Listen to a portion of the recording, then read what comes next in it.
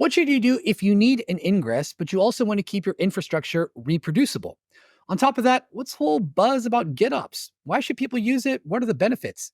What about the fact of talking about application lifecycle? If we're talking about environments, talking about all sorts of things that someone's going to have answers for. And that person happens to be Dan Garfield. Not afraid of hot takes, also some interesting thoughts about crypto, fairy tales, and how to make your own bacon. He's an Argo CD maintainer and rocking all things open source at CodeFresh. This episode is sponsored by LearnCates. LearnCates is a training organization that offers both in-person and online trainings for folks who are trying to level up with their Kubernetes skills. The courses are 60% practical and 40% theoretical, and all the students will have access to materials after the courses for the rest of their lives. Check out learncates.io for more information. Dan, welcome to KubeFM. If you have a brand new Kubernetes cluster, which 3 tools would you install? Oh boy, first 3 tools I would install would be for sure Argo CD.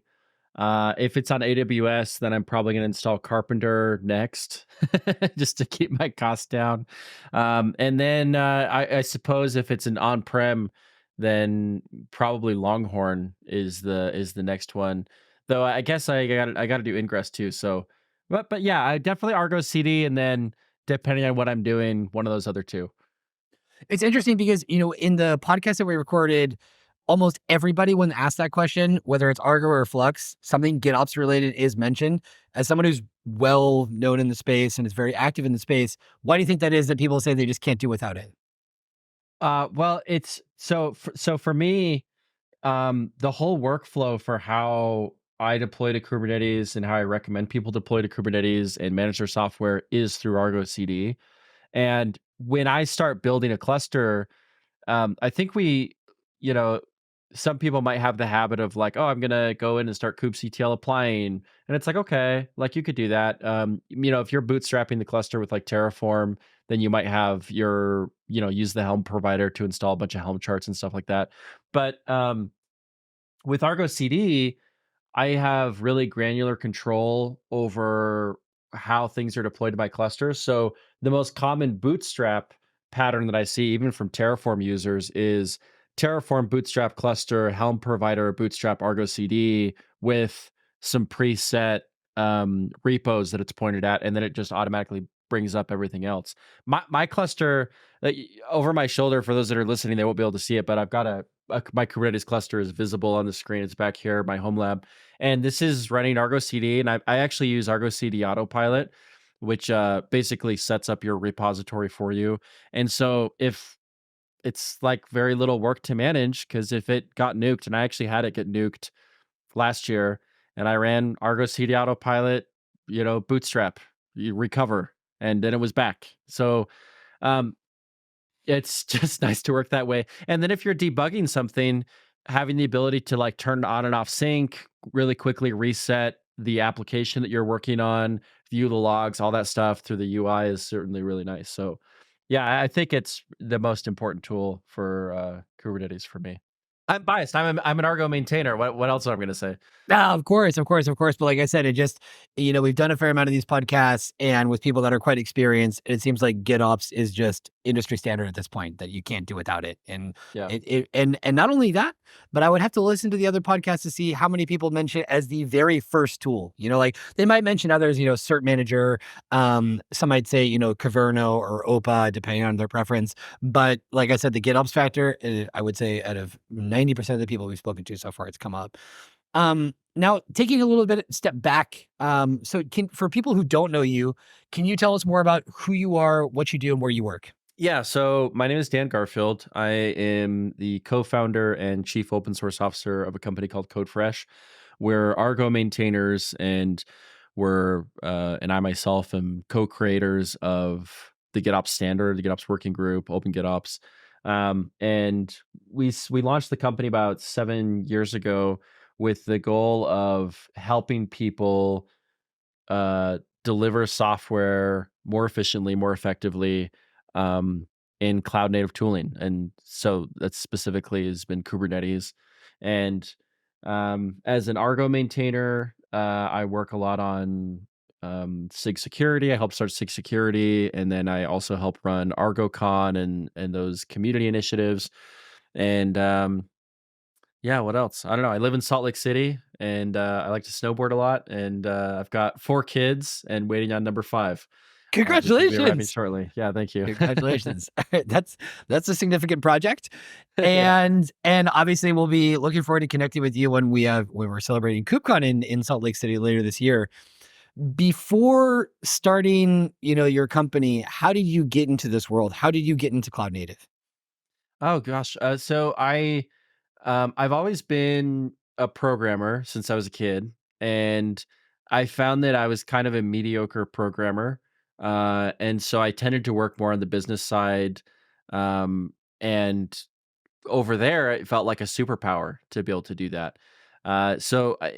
Through various whatever, I found myself running enterprise marketing at Atlassian. And when I was there, we were going through and releasing Data Center, which was the clustered version of Atlassian's tools. And nobody really cared about it internally in the beginning, and we were able to get it out there, and it suddenly became the most profitable, most effective revenue driver for the company. So suddenly people cared a lot. So that was really cool to be part of that experience and to be there going taking the company public, and all that stuff was great fun. And I don't overblow my contribution on any of this. I was only there for a little less than 2 years, so most of this was the work of other people. But at any rate, coming out of that, I was looking for the next challenge, and I knew there was something really interesting happening with containerization, and it was kind of a bellwether for like, okay, there's a technological shift happening, and it's going to be a big earthquake. I don't know what's going to be relevant. I had some friends starting companies around containers, so I was talking to them. And Raziel, who's I always say, I'm the co-founder, but Raziel's the founder of CodeFresh. We're not both co-founders. He's the founder. I'm the co-founder, right? But he reached out, and we got in touch and started talking to each other. And he shared his vision for how he thought you could encapsulate the software journey around containers and what you could do with that. And I thought that was just super cool and wanted to be a part of it. So joined, and we launched the company. And CodeFresh early on was focused a lot on the CI part of the equation, because for most people to do CD, they have to have decent CI, and most people at the time didn't have decent CI. I'm not sure that most people now have decent CI. um, but so that was kind of the first challenge to solve, and we shipped a really exciting CI product, especially for the time. And then we started working on the CD components and how we could expose what was happening in Kubernetes. And you have to understand, when we started this company, Kubernetes wasn't the winner yet. It was like, oh, Rancher could be the winner because they had their own thing that was not Kubernetes. Or maybe it's going to be OpenShift. They had their own thing that wasn't Kubernetes. And maybe it'll be Docker Swarm. And maybe Mesosphere is going to take over the world. And we looked at all the fundamentals of the technology, and we felt like Kubernetes really was the strongest. So we made a very big bet on Kubernetes. And over the following year, after we made that decision, slowly we saw Rancher was like, we're actually going to be rejiggering this on Kubernetes. And then OpenShift did the same thing. And then Amazon was like, we're going to do EKS. And so all of that crystal balling from Raziel really turned out. Yeah, the rest is history. We got to GitOps and Argo CD, and pushing that project forward, and helping it join the CNCF, and helping it graduate, and all that stuff. And obviously, this is all within a relatively short span of time. 7 years may seem like a long time, and also building a family at the same time. There are a lot of things happening simultaneously. In an industry that moves so quickly, in a world that's so fast paced, as a maintainer, as a co-founder, how do you stay on top of all the things that are happening constantly in the cloud native ecosystem? Is it through blogs? Is it through podcasts? Do you read? Do you watch? What do you do? Yeah, certainly, blogs, Twitter, um, podcasts are all really, really great. I find that I learn the most by talking to people one on one. So I'll do. I've done this a couple of times where I've put out to the community like, "Hey, if you need help doing your Argo implementation, reach out. I'm happy to chat. This isn't. We don't sell services really, so this isn't a sales call, but like just happy to look at your architecture and share my thoughts on it." And that's given me the chance to talk to just tons of people. And so I normally interact at least a little bit with CodeFresh users, right? We have a customer success team that's primarily, on that, but they'll bring me into phone calls and stuff. So I'll interact and help with people adopting this stuff and get a lot of insight from them. But then talking to other people in the community and hearing their needs, that's really important.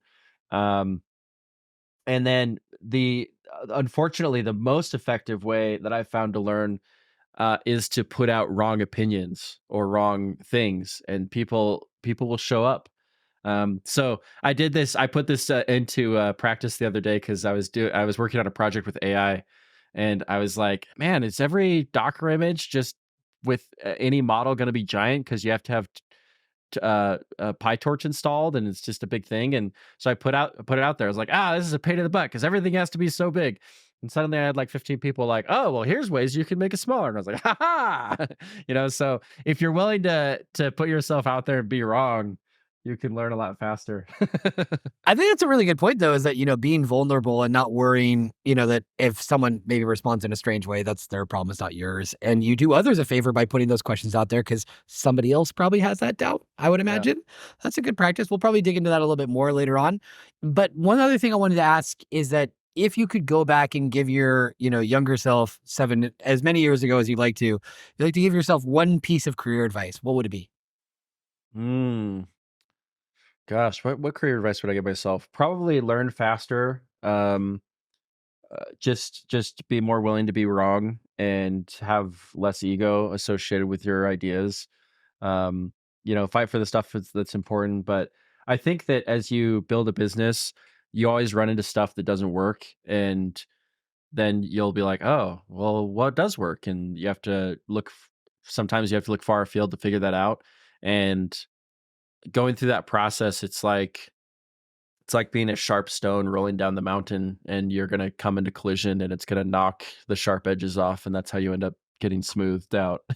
And so I don't know, having some patience for that. And my other piece of advice would be probably the most important decisions you make in a business are who you hire, because the wrong hire, it costs a lot more than their salary. And certainly, had some pitfalls with that. But we've been pretty lucky to we work with like the best people in the world. I love people I work with. And I always tell people that when it comes to a job, I think there's three considerations. The number one in my mind is the people. If you're standing in the right room with the right people, everything else is going to fall into place. And so I think that's the most important. Number two is mission. Okay, are you going to work on something relevant? But if you're standing with the right people in the right room, probably going to be working on an important mission that you feel good about. And then number three is compensation. That's, you got to feed your family and stuff. But I think if you make the decision in that order, you're much happier in life. I think it's sound advice. And definitely, the part about hiring is something that for a lot of business owners is you only really learn by going through some difficult decisions and difficult situations and understanding how to optimize for those in the future. And the part about the right people in the right room, couldn't agree more. And everything gets easier when you're surrounded by, in my case, surrounded by people that are smarter than me or have other experiences and bring things to the table that I don't. So yeah, really, really like that. It's good. Now, our topic for today, though, you wrote a hot take on Twitter that said Kubernetes will be treated as disposable until you deploy Ingress, then it becomes a pet. All right. Yeah. So can you tell us what audience was that tweet directed towards? Uh, the void that I shout into. No, I think it's just, I was thinking about it for myself because um if it sort of the root axiom of engineering is that the problem is always DNS, right? And So the inverse of that is essentially like your cluster becomes real once you set up the ingress, which kind of implies that you set up DNS. And once you've done that, then it's special because you no longer have it just part of like if you don't have anything pointing at it, you know what I mean? Then it's then it's like, okay, this is like a dev cluster or something where maybe I'm just working on something just for me, and so I don't care if I lose it. But as soon as you set up Ingress, you basically are running services on it. And once you're running services on it, then you have to care about it in a much more substantial way. For some folks out there that may not be familiar with the model of, cattle versus pets, can you explain a little bit more in detail about what pets might have to do with Kubernetes and Ingress? Yeah, so the paddle cats, the cattle versus pets analogy, which I think is universally detested by like vegans and which I totally understand, but the analogy is essentially that cattle are if you think about what cattle actually are, like you don't necessarily as a person consuming a hamburger, you don't necessarily care about the name of the cow, right? Because all the cows are essentially indistinguishable from each other insofar as their hamburger. We're gonna get a Again, lot of hate from vegans. I yeah, they I understand why they don't like this analogy. I didn't come up with this analogy. I'm just explaining what the analogy is, okay? Um, This but will be the most it's popular podcast we ever recorded because yeah, but they're essentially commoditized, and so you don't necessarily have to have a relationship with it. But a pet has a name. You're like, oh, I care a lot about what happens to my pet, and I want to make sure that my pet's okay and all this kind of stuff. So the way that you care about it is different. A pet is not replaceable. You know, when you're a 5-year-old, if your pet goldfish dies, maybe your parents will replace it without you noticing.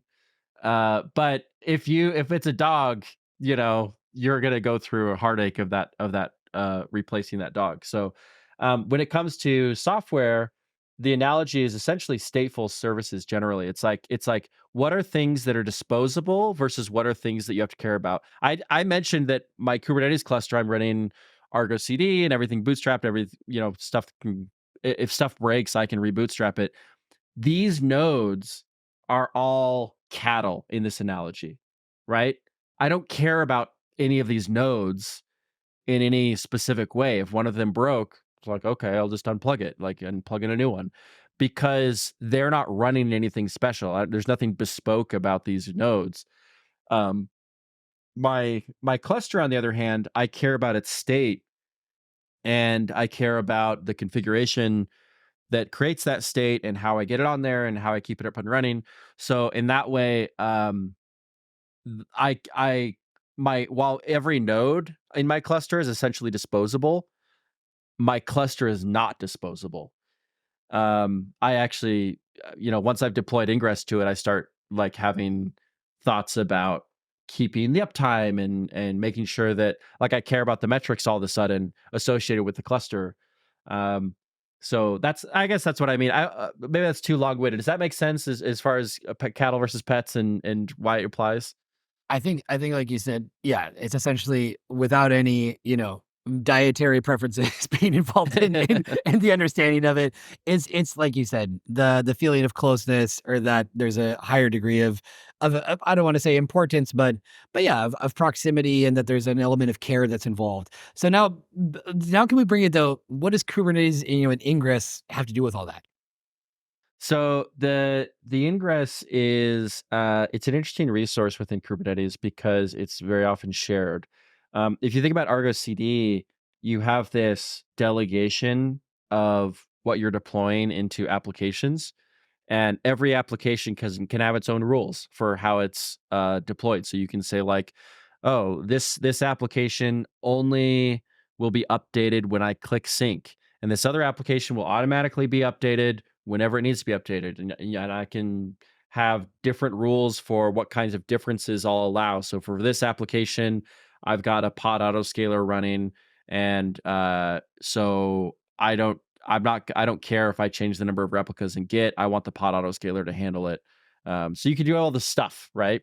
Um, with an ingress, you have a single spec that describes how traffic comes into your cluster and how it's routed to different services. And so that in some ways breaks the application delegation model because in order to route to this application, I have to update my ingress, but my ingress needs to be updated for many different applications. And so uh, part of the reason that once ingress is deployed, or at least that I think that once ingress is deployed, that you start to care about the cluster is because you're now having to manage juggling the needs of several applications by setting up their ingress in this central way. And there actually is a feature that is in discussion right now for Argo CD that is delegated server side field permissions, which basically what it boils down to is you could have an application that can modify components of another application. So you could say this application can add a route in an ingress, even though it's not part of that application, and you can delegate that to these other apps. So that which is I don't know how I feel about it yet. It's still a discussion, and we'll see if we move forward with that, if there's another way to solve it. There are other tools that do this, by the way, like competing to ingress. You've got, I think Contour is an example where every route is its own custom resource. And so each application could just own its own route. And so if you're using a tool like that, then you don't have to have that delegated permission thing. But yeah, once you set up ingress, which is always kind of bespoke in a way because you have to have a relationship between this centralized resource and all these applications. And on the external side, it means that you're thinking about DNS.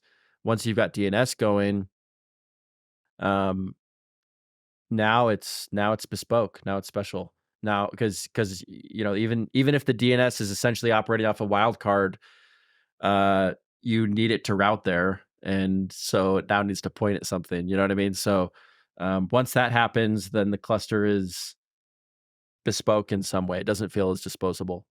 And is there any recommendations if folks want to keep their infrastructure reproducible, that are going to be needing ingress and still want to keep it reproducible? Is there anything that you would recommend there?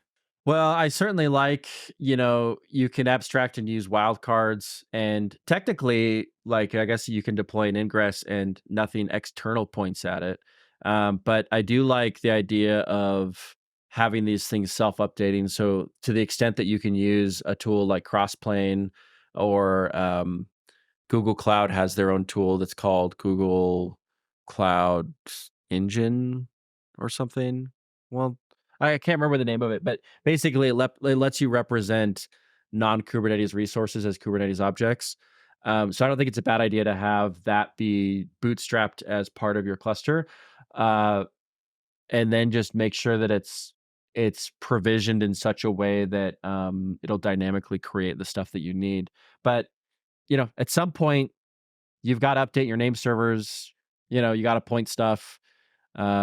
So the cluster may be reproducible, but the external components may not be. So I don't know. It's just a tricky part of the whole operation that isn't perfect in my mind. And maybe, and you know what? I'm putting it out there, Bart, because we're gonna have a bunch of people say, actually, there's a great way to do this, and they're gonna come back with all the great ways to do it. But in my experience, it just hasn't clicked for me yet. But at the same time, where would GitOps and perhaps Argo CD come in to potentially alleviate this problem? Well, if you can represent resources as Kubernetes objects, um, then Argo CD can reconcile them. And so this is why the Crossplane plus Argo CD, or if you're not using Crossplane, let's say vCluster, if you're doing multiple clusters, or Cluster API if you're provisioning additional clusters, or there's a bunch of different um, infrastructure management tools that can connect into Kubernetes.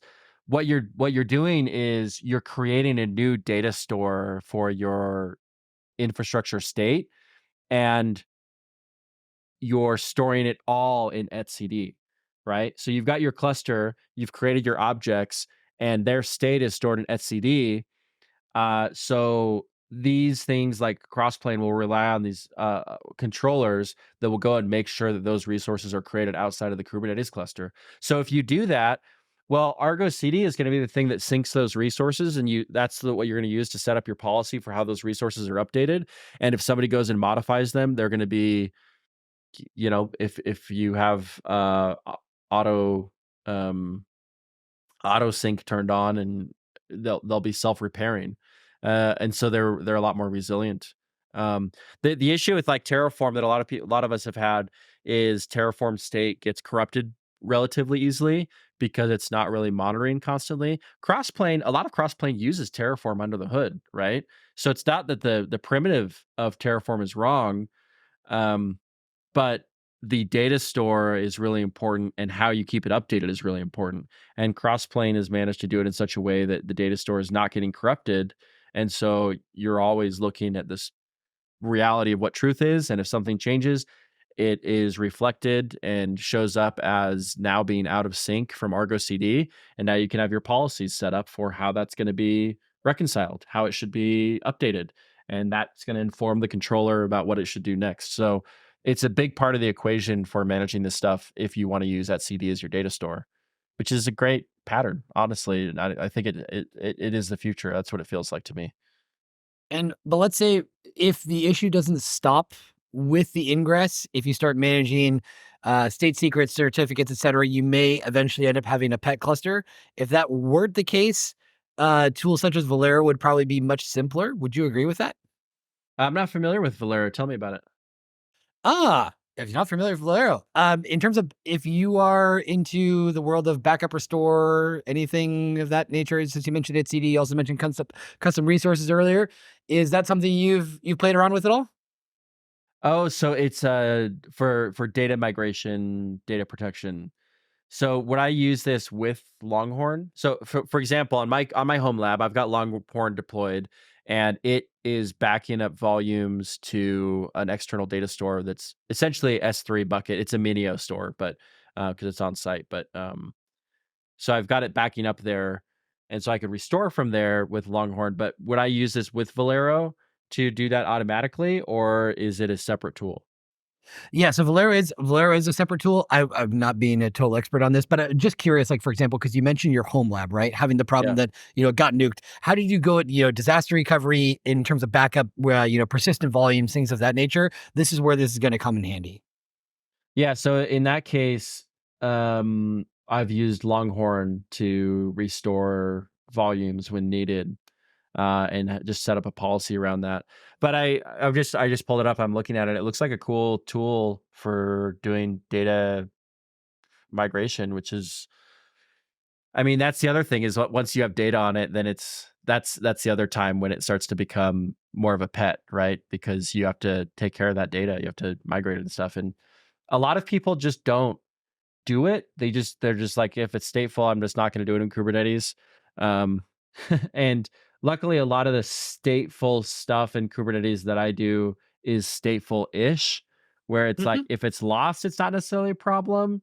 It has to maintain state while it's running, but it can rebuild its database. You know, so it may not necessarily be a problem if it gets lost.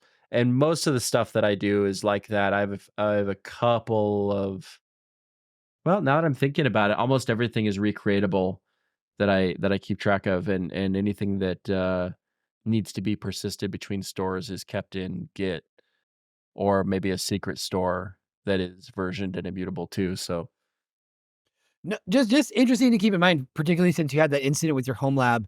And then on top of it, given what we mentioned earlier about pets versus cattle, I think one way of thinking about, stateful and persistent volumes, maybe think about it, pet pictures. You've got your pet pictures that are being stored on somewhere. If something goes wrong, once again, there's that more, endearing sort of connection. But anyway, that's all good. If we keep moving if we thinking about, clusters as cattle, if should someone be obsessed with treating their clusters as cattle if they're a small startup, or would ClickOps be enough to save the day? so I think it's going to depend on the use case. So for example, if you're using one of the projects that I love is vCluster, which allows you to deploy a virtualized cluster on an existing Kubernetes cluster, which, by the way, relating back to Ingress, ends up saving you a ton of money on Ingress because you can just have one Ingress for all of that stuff, and suddenly you save a ton of cash if you're using something like AWS. Um, but in that scenario, one of the use cases for that is development clusters. So I may have a whole bunch of V clusters that are being automatically generated for developers to use, and in those cases, I can architect them in such a way that that they are disposable, that they can come up and come down. Or another example is like, let's say you're using an application set in Argo CD. An application set allows you to generate applications programmatically. And so what I can do is I can say, for example, for every pull request open on my Git repo, generate a set of applications, and that can include a virtual cluster with a full stack, and then post that back onto the pull request. So I get a full pull request environment in its own cluster. In those cases, those clusters are unique because they contain the information of the pull request, but they're completely disposable and recreatable. So in that case, they're very much like cattle, and I don't really have to care about it. They can spin up and spin down. And there are scenarios that you run into. Ingress is one where it can create problems for those once. What if you need to deploy Ingress and pass that on to these V clusters? Suddenly, you have some bespoke configuration that's going on that you have to track out kind of outside that process. Um, but yeah, overall, I think certainly having the hardware be disposable, right? Like I mentioned in my case, I have one Kubernetes cluster on site, right? Hmm. So for me, that cluster is a pet, right? I need to take care of that cluster. But all the components of it are cattle. The nodes are cattle. I can dump them, throw them away, reconfigure them. It'll keep running. And that abstraction is part of the joy of Kubernetes, kind of part of the point of Kubernetes. So if you can get to uh, abstracting away the clusters so that they're not bespoke, so they're not special, so that they can be spun up, recreated, no problem, then you can start, even though they might be a bit pets because there is ingress deployed, because DNS is pointing at them, because they're recreatable, because they are commoditized, they can start being treated a lot more like cattle, which is nice. So the more you can do that, the more you can abstract it, that's an improvement. And again, I'm not making any commentary about eating meat. None whatsoever. Impossible burgers are welcome. It's all good. Yeah. Good. Now, if how would you fix this if you could go back in time and change anything that you wanted? You know, let's imagine you could create a scenario where you wouldn't have to have written that tweet that you wrote.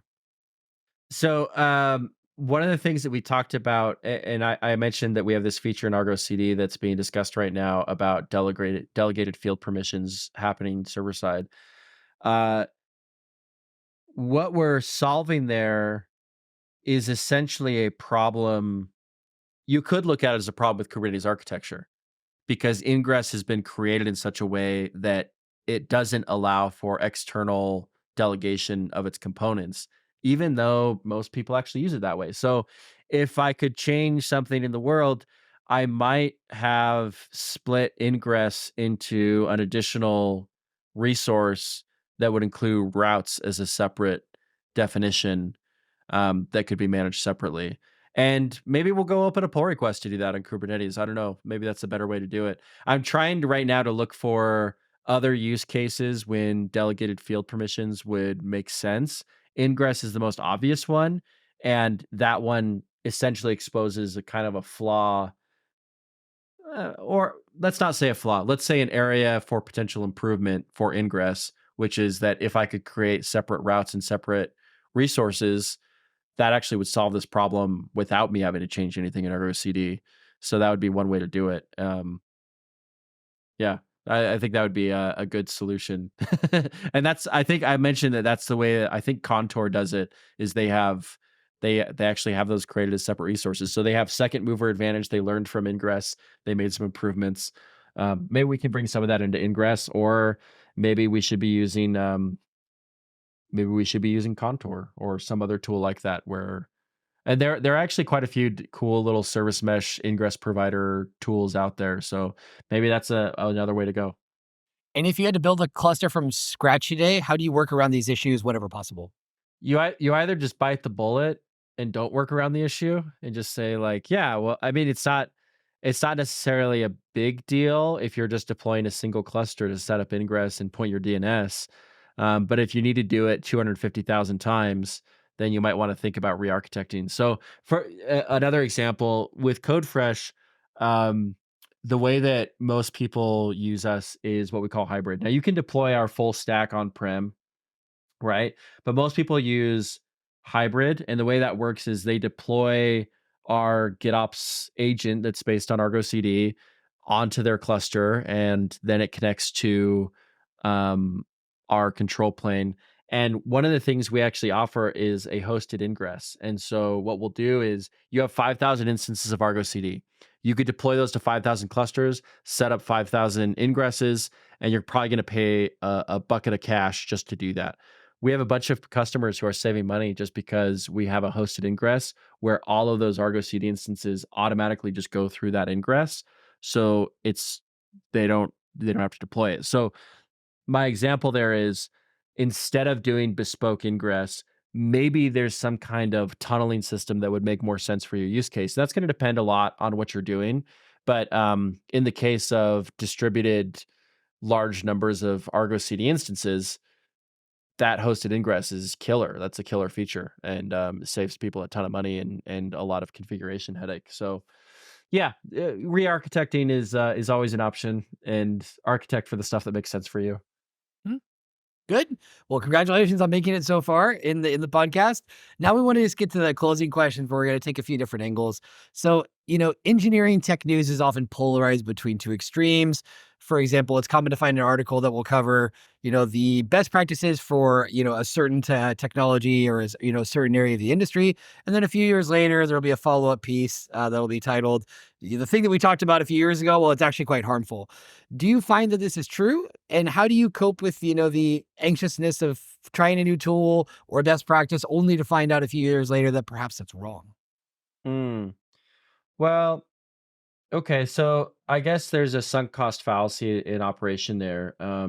I've seen certainly situations where people adopt a tool and it ends up in 2 years that they need to replace it with something else. We went through a conversation. I don't think I'll mention their name though. They did talk about this quite a bit publicly. There was a company that went through a big transition to using Argo workflows to orchestrate all of its CI/CD and all of its deployment. And after they went through that transition, they realized how Argo CD would actually be a better fit for most of that use case. And so they started transitioning again. In their case, their transition into Argo workflows served as the jumping off point to get them to Argo CD. So, I don't think it was a waste of time. They went through that and they re-architected a bunch of stuff, and then it made their adoption of Argo CD easier. Could they have gone directly to Argo CD? Yeah, but from where they were, that wasn't clear. So sometimes you have to. Sometimes I think it's better to run in the wrong direction together because you get to the answer quicker, and then you can focus on going to the right answer. You can't always see the answer from where you are, and you have to go through tools, and I just think that's part of the learning experience, and I certainly wouldn't feel bad about it. People that make a mistake have to live with the mistake once, but people that have to live with regret around that mistake have to live with it 1,000 times. So it's better just to take the experience and be like, "Okay, we learned from it, let's move on." The other thing is a lot of times you get value out of something in the meantime anyway. So even that transition to Argo workflows was a huge improvement for them. So even could it have gone better and they could have maybe gone to Argo CD earlier? Sure, but they did get like a whole year and a half of huge improvements to their software delivery in the meantime because of the work they had done. So um, accept the wins and don't look them in the mouth and just be like, you know what? We had some wins. We made some improvements. Let's go back and do another round of improvements and we'll just keep moving. And sometimes you have to migrate away from a tool. And ideally, those mistakes are only fatal if you don't recognize them, right?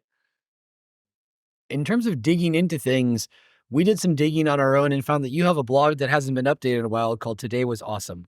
And in 2015, you wrote a post about Bitcoin. Now, that was quite some time ago. And at that point in time, I believe Bitcoin was priced around $450. Am I currently speaking to a crypto millionaire? No, not quite. No, I wish. Crypto is funny, dude, because it's almost religious for people. If you talk about crypto, they're like, "Oh, crypto bad. I hate crypto. It's all scammers and nonsense and BS." And it's like, well, there are a lot of scammers and there's a lot of nonsense. There's a lot of BS. Um, so I don't blame people for being like, angry about it. But no, I did I was always very cautious. I did a little bit with Bitcoin early on. I mined it, wanted to learn more about it and see what use cases existed. I had a really great experience being a mentor at Hack the North, which is the largest hackathon in the world. It's held in Vancouver or Waterloo, Canada, every year. It stopped. I don't know if it happened during COVID. I wasn't part of it, but um, just before COVID, I was at a hackathon there, and there were tons of projects doing stuff with crypto, and they were all building on Ethereum. So I thought that was really exciting. So I actually sold all my Bitcoin and bought all Ethereum, which at the time was a good maneuver and turned out to be a positive. I think I like doubled what I had put in, but unfortunately, not a millionaire. I'll have to. Those Lambos are still inbound, still waiting for the moon. The Lambos will have to wait. Now, also digging into this blog, you have some other posts too. And so just so folks know, it's not exclusively about crypto or anything like that, but you wrote an article about what are we really supposed to learn from fairy tales. Your article, what are we really supposed to learn from fairy tales? Taking a look at this right now here, we've got everything from Rapunzel to Red Riding Hood to the Frog Prince. How do you come up with this stuff? And this is, I imagine, I'll check the date again. This is 10 years ago. So this is 2014. This is Yeah. not Chat GPT. If type stuff in looking for answers there. So what like spurred the moment of like, definitely need to get this in my blog. I don't know. It's so long ago. I don't know. My wife and I are very humor. We spend a lot of, we communicate through humor a lot. And so we're always just making jokes to each other. And so I don't know. I thought that it was funny that when we look at fairy tales, like when you teach your kids a moral lesson, it means something. But a lot of fairy tales are from like some bygone era of culture that isn't computing anymore, and so the lesson that they're teaching doesn't quite make sense to our modern ears. And so it was just taking that idea of like these things don't always make sense in the current cultural context.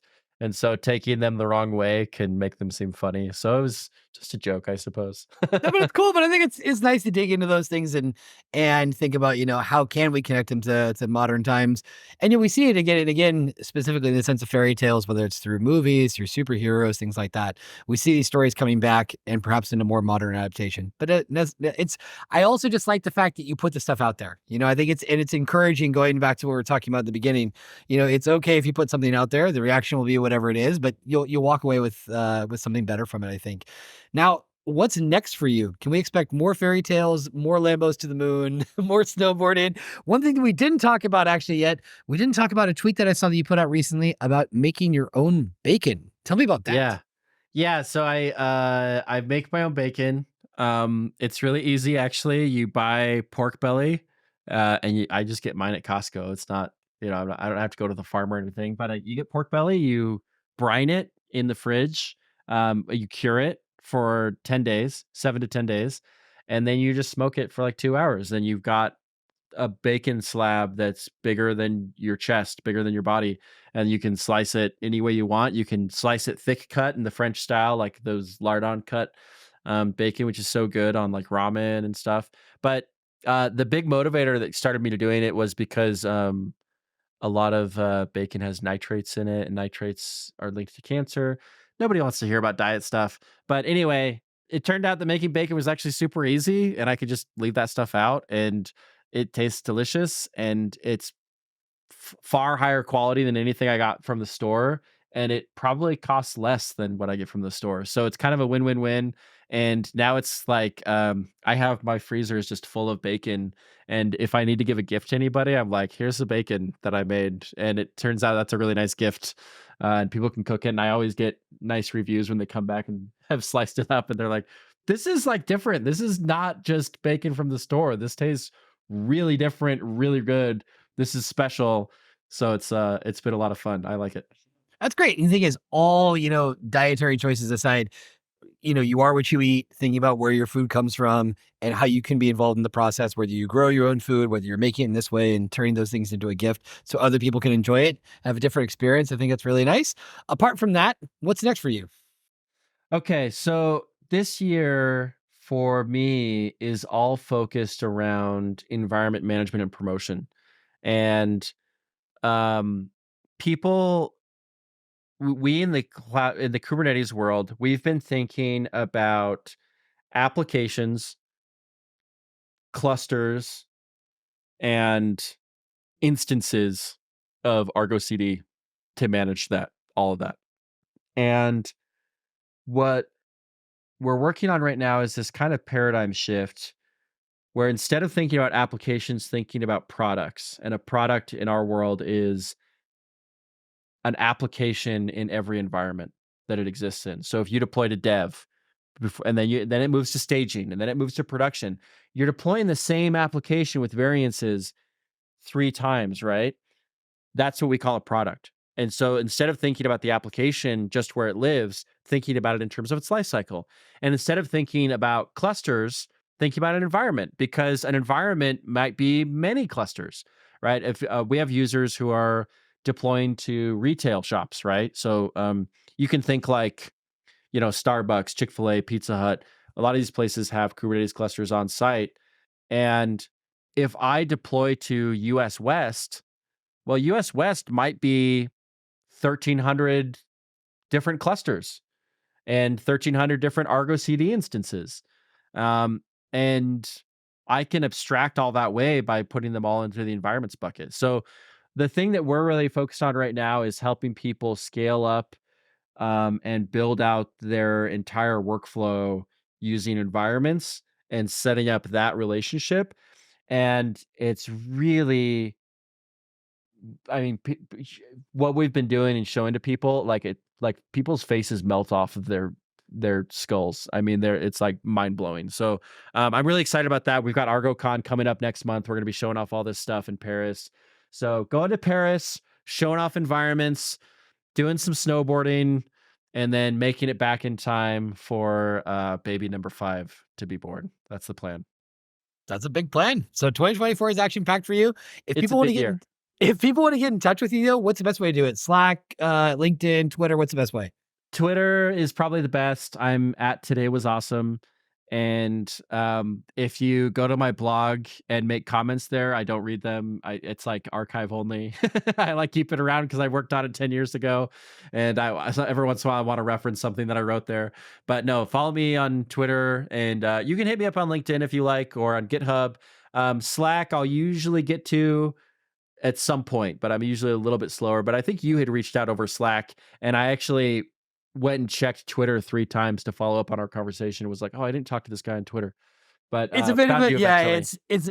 It's I feel the pain and figuring out what's the best way to meet everybody. But once again, you're available, you're accessible. Thank you very much for your time today, Dan. It was great hearing all of your insights, your comparisons, analogies, your fearlessness when it comes to putting out hot takes or writing blog posts about fairy tales of Bitcoin in separate posts. But that being said, thank you very much for joining us today on KubeFM. I would like to ask one final question. Is that if you could ask any question to the community, any challenge that you would like to see answered, what would it be? Ooh, any challenge, any question answered. Hmm. Geez, what a giant question. I don't know. I would like to see stateful Kubernetes reach its full potential. I would like to see that become easy to such an extent that people are like, stop saying that it's hard, and they feel like, oh yeah, stateful stuff, I don't even worry about it. It just happens. It's great. That's what I'd like. It's a challenge. It's been one that's been around for a while and has yet to be fully conquered. So I appreciate that. Having talked to a lot of people, having done a lot of live streams about that. So yeah, it's something that's still yet to be answered fully, and maybe 2024 could be the year. But in the meantime, we'll be in touch. Thanks a lot, Dan. Thanks, Bart. Cheers.